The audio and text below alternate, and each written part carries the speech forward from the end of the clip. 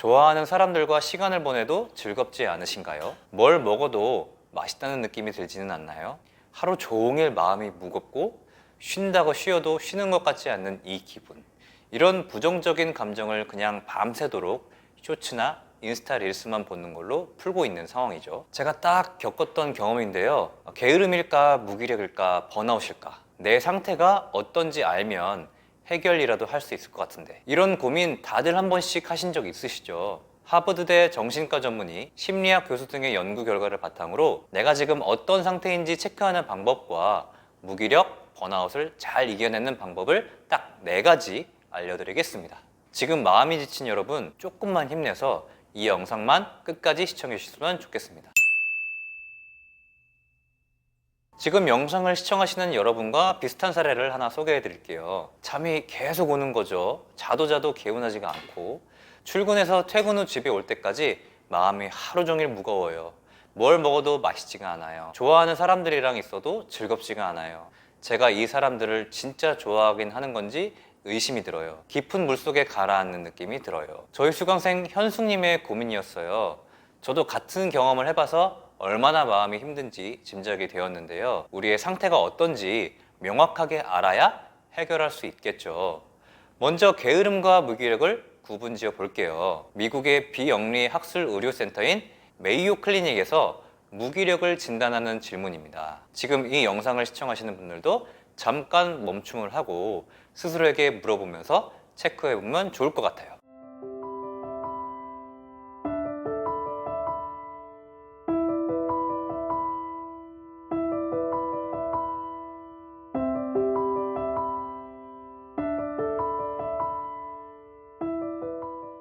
이 중 2-3가지의 yes라고 답이 나온다면 그 사람은 무기력증에 빠져들고 있을 가능성이 높습니다. 그리고 이 중에서 5가지 이상 yes라고 답이 나오고 이 상태가 2주 이상 지속이 된다면 우울증이라고 진단됩니다. 우울증 증상 중 하나가 무기력한 거예요. 그런데 우리는 도대체 왜 무기력에 빠지게 되는 걸까요?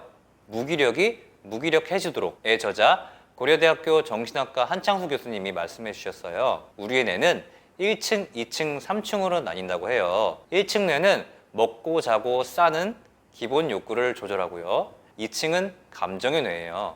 여기서 바로 세로토닌이나 도파민, 아드레날린과 같은 호르몬이 감정을 만들어냅니다. 근데 감정이란 건 하루를 보낼 때 자연스럽게 나오잖아요. 기분 나쁜 거 기분이 나쁘고, 슬픈 거 보면 슬프고, 열받는 거 보면 화가 나잖아요. 인생을 살면서 이 모든 감정을 조절하는 게 우리의 전두엽이에요. 전두엽이라고 하는 건 우리 이마 바로 뒤에 있는 뇌를 이야기하는데요.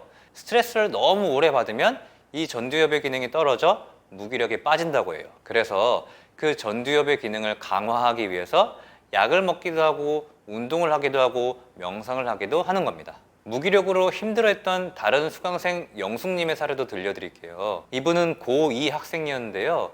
최근에 무기력하고 무언가를 하고 싶은 의욕이 생기질 않았대요. 먹고 싶은 걸 많이 먹어도 나아지기는커녕 더 불안해졌대요. 공부도 집중이 떨어져서 의욕이 안 오르고 쉴 때도 전혀 편하지가 않았대요. 또 원래 낯선 곳도 곧잘 갔는데 최근 들어 낯선 곳 가기가 무서워지고 낯선 사람들을 만나는 게 힘들어졌다고 해요. 요즘 무기력과 번아웃으로 고민하시는 중고등학생들이나 20, 30대 분들이 많은데요. 학업 스트레스와 미래에 대한 불확실성이 더해지면서 일상적인 활동에도 의욕을 잃고 불안을 느끼게 되는 경우입니다. 이는 인생의 온, 오프 버튼을 누를 수 없을 때, 즉 내 인생이 내가 하는 선택대로 흐르지 않는다고 느끼는 경우에 해당하는데요.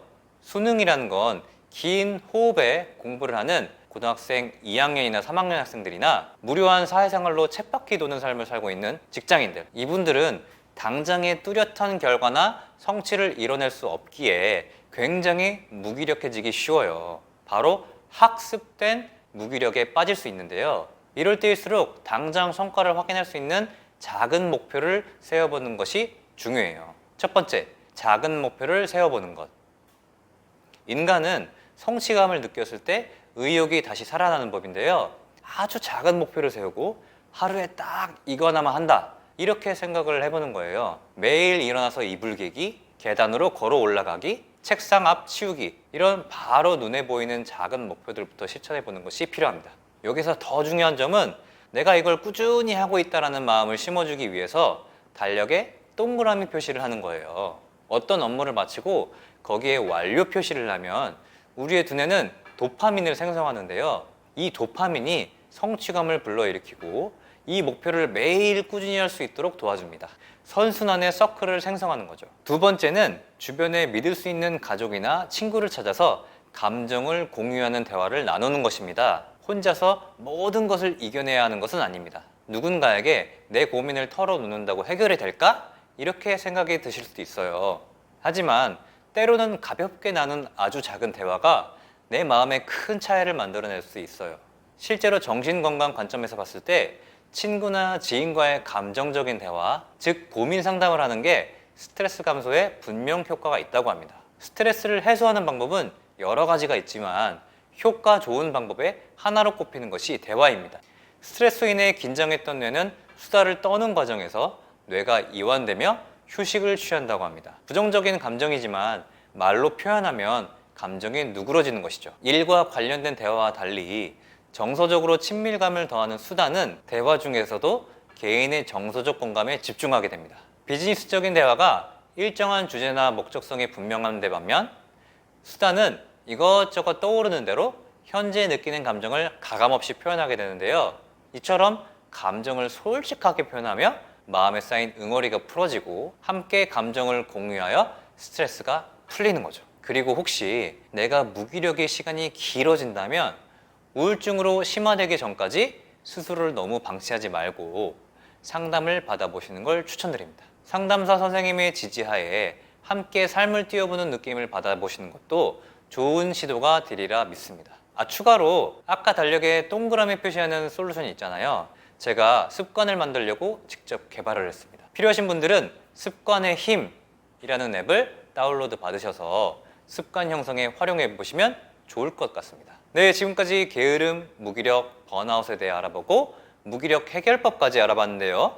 무기력에서 벗어나 활력 있는 생활을 하게 될 여러분을 응원하는 멘탈 코치 주필립이었습니다. 감사합니다.